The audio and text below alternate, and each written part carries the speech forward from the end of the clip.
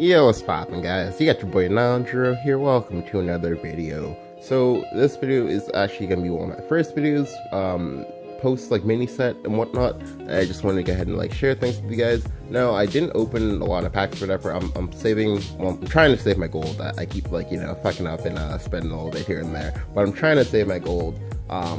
For set 9, I don't know I don't know yet what the title will be. I'm trying to save it for that, so I can have a nice big opening. I'm also trying to get into contention for top 10k.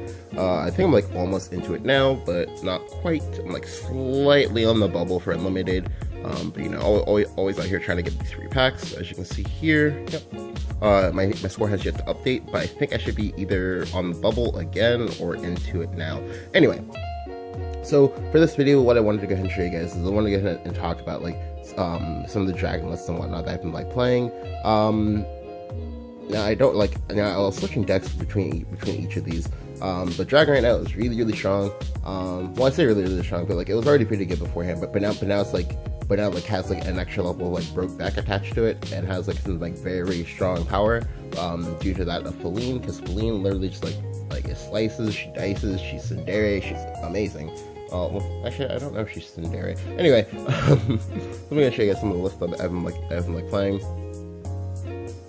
So, as you can see here from like my full page of like dragon list, well, that's like almost complete. Anyway, there were a few different things I was trying. I was trying this, which is Canyon Plate, which basically, as the name implies, I play Dragon Canyon to then play Dragonplate Warrior. I then get the chip damage you need, and then kill you off with Ozzy the Haka. This version went like pretty well. Although one thing I found is that like the Dragonplate Warrior, it's kind of hit or miss sometimes, and I really think that like it only spikes once you've played 2 of them, or once you happen to have like that many spells in your hand.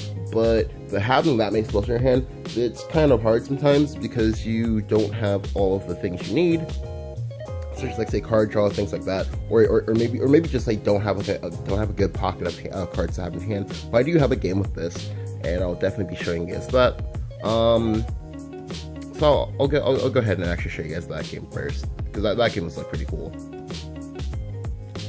Now I do plan to be making a lot of videos in the next coming days, just because new set and everything. I also plan to be streaming a lot as well. Now, I don't know how long the streams are going to be, because like most of my streams have been kind of short recently, but that's just because that's partially because I'm not playing ladder, or at least if I am, I'm not doing it on stream. Anyway, so this is going to be the game.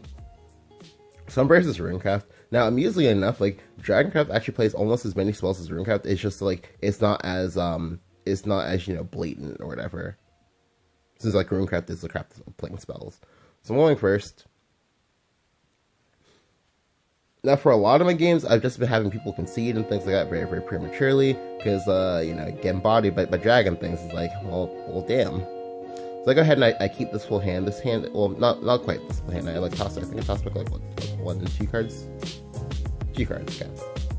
So I pick multiple 2-drops. This is great, because one thing about Dragon is that Dragon has difficulty getting chip damage in the early game. Well, not anymore. Not with Feline, because Feline is a sticky 1/3. 1/3s, 1/2s, and 2/2s are going to become very in demand going forward.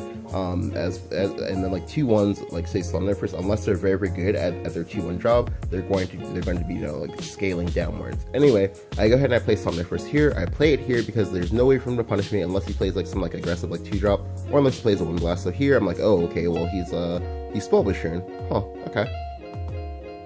So I'm like, okay. So I go ahead and I just go ahead and play out my Roy here. Just use the Wind Blast. So the Wind Blast is really good information for me, because it means that like now if I play a big boy, it's harder and harder for him to remove it. Just because they only have like so many big boy removals, right? So here he plays a concentration, like, okay, dope, sure, let's go. So even though, yes, I know he's Spellbashern or whatever, and you might be thinking, well, Nandro, why didn't you just go for the mana? Why didn't you just go for the mana? I went for the removal because I have like all I need is just remove for days. Like if I have different skilled removals with, as well as the fact that I have Dragonplate Warrior, that's a lot of damage. Like right now, my hand is actually this one card in my hand does 5 damage at some point, maybe 12 if he actually gets Connect Base. He's not going to Connect Base. Anyway, so I just go ahead and keep temping out, playing creatures, things like that. He has Burst Evolve, and that's something, but like that's fine by me.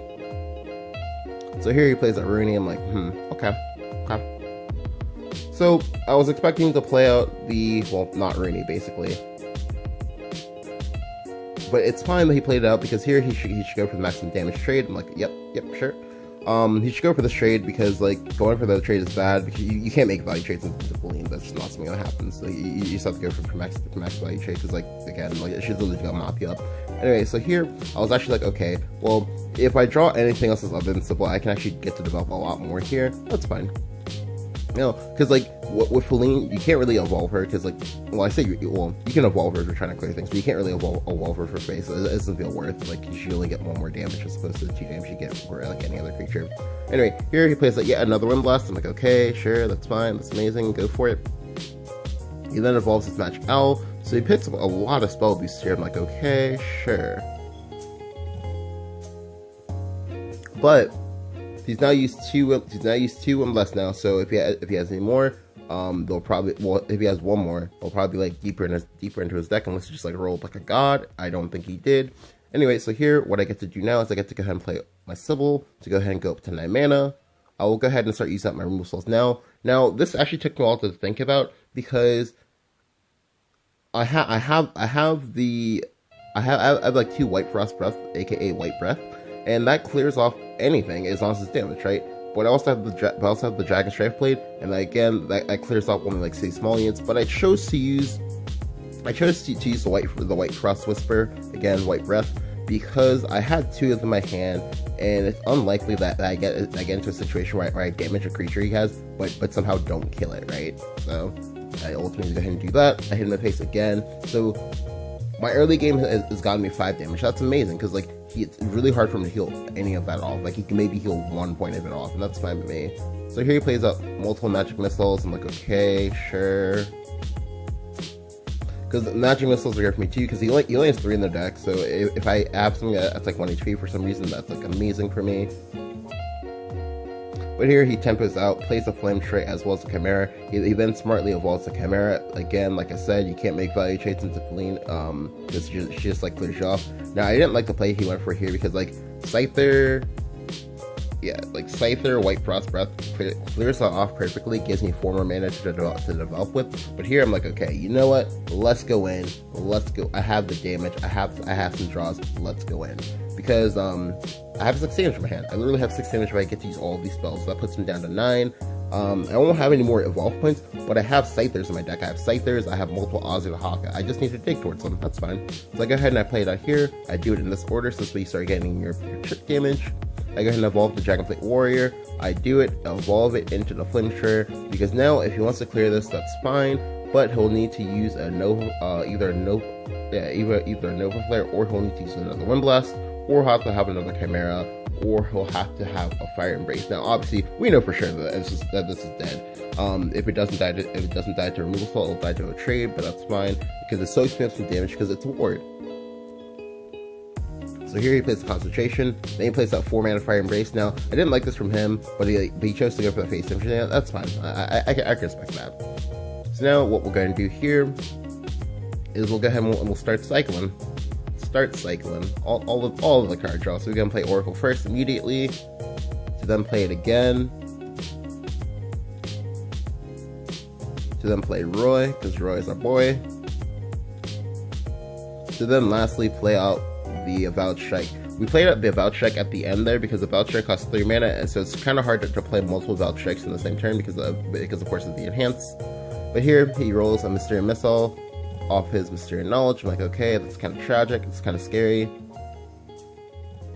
He then 3 mana Prophecies of Doom, plays Prophecy of Doom into me. I'm like, oh god, that's mega scary because now I'm effectively at 6.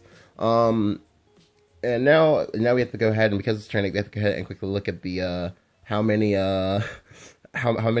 spells versus creatures did he play. He only played 4 creatures that we know of. So this is a +1 to his spell boost, +0 to his spell boost, -1 to spell boost, -1 to spell boost. So what? That's what?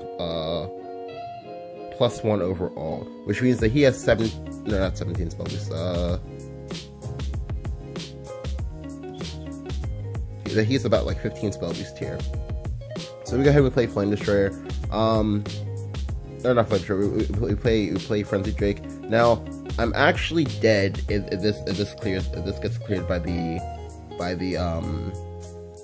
giant chimera, because I'm out of civil, so this will be a problem. But here he plays Golem Assault, and I'm like, oh my god, are you kidding me? Like, he's about to make the walls of Jericho, man. He's about to make the actual walls of Jericho. Like, how am I gonna get through this? Like, so he doesn't have the Chimera, but instead he wards up. Now, ordinarily this would save him, but unfortunately for him, that's not quite the case. We're able to top deck the Sybil, but I don't need the Sybil anymore because now I have lethal. I just have lethal because, like, again, all of the removal in my hand, just like this part of the game where I'm gonna get rewarded for having all this removal, because Dragon just has a lot of spot removal now when they can get to it. So I go ahead and Dragon Strife.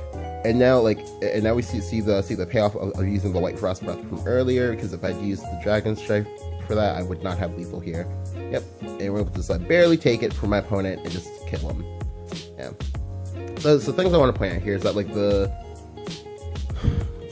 things that the Dragonplate Warrior did is that he got me a nice fat ward that kind of bought up some time, and got a fiery embrace out of my opponent because he used this one blast very prematurely.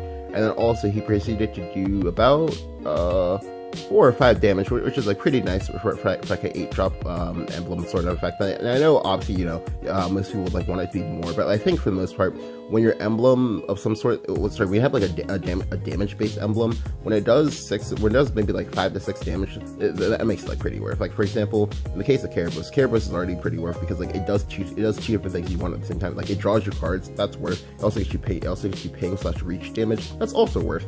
Same thing for this one as well. Like, it just kind of, it put in the damage, it got me to where I needed to be, and it also surprised the crap out of him, because like, I guarantee you, he did not expect to be dead from 11 HP. Well, technically, actually 20 HP, and also behind 3 wards. That's not something that happens every day, but it happened for me today. Yeah, like, definitely enjoy Dragonplate Warrior. Now, again, obviously, like, he's not really the standout. Like the standout is obviously Feline, like 100%. Like, Feline just like does so much work, because again, you saw there that like it got me in a lot of chip damage, because it was very hard for him to remove it all. Like, so Dragon's in a pretty good space right now, I would think.